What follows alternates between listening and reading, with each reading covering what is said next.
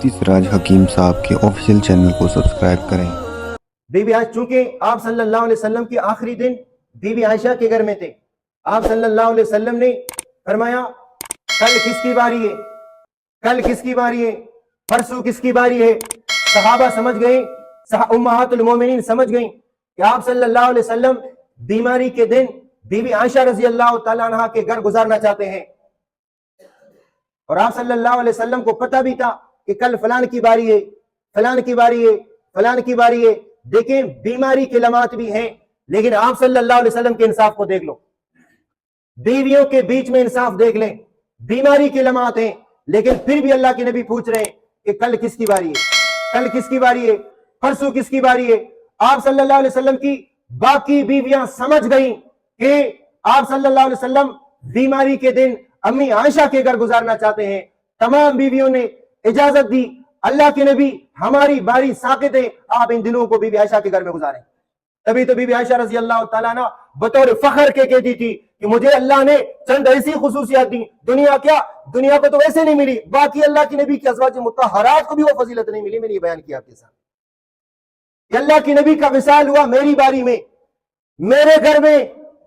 और इसी तरह फरमाया कि बैन सहरी व नहरी, जब अल्लाह के नबी का विसाल हुआ तो आप सल्लल्लाहु अलैहि वसल्लम का सर मुबारक मेरे सीने पे रखा हुआ, और कब्र मुबारक भी कहां पे है, बीबी आयशा के हुजरे में, कि जहां पे अंबिया अलैहि सलाम का इंतकाल होता है तो तदफीन भी उसी जगह पर होती है, आराम भी उसी जगह पर फरमाते हैं। अल्लाह की नबी का विसाल बीबी आयशा के हुजरे में, तो तदफीन भी वहीं पे। तो फरमाया कि अभी देखो, आप सल्लल्लाहु अलैहि वसल्लम के बीमारी के लम्हात हैं, फिर भी अपनी बीवियों से इजाजत ले, और हम तो तगड़े, बिल्कुल फिटफाट। अभी तो कुरान मजीद में अल्लाह तबारक व तआला फरमाते हैं अगर आप इंसाफ नहीं कर सकते हो तो एक बीवी रखो, वल्ला तादिलु फवाहिदतन, हदीस पाक में आता है जो बीवियों के दरमियान इंसाफ ना करे, क़यामत के दिन वो आएगा इस हाल में अल्लाह के हाजिर होगा कि उसका आधा दर्द सूख चुका होगा, फालिज ज़दा होगा।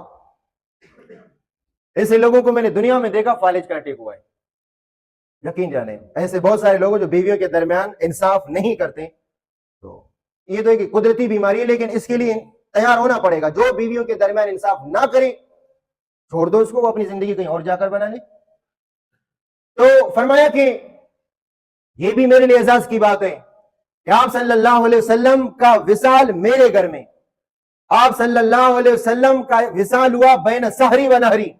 और यह भी फरमाया कि जब आप सल्लल्लाहु अलैहि वसल्लम बीमारी के दिन थे, अब्दुर्रहमान रजी अल्लाह तआला अन्हु आ गए, उसके हाथ में मिसवाक था, आप सल्लल्लाहु अलैहि वसल्लम ने मिसवाक की तरफ इशारा किया तो मिसवाक का सिरा जरा सख्त था।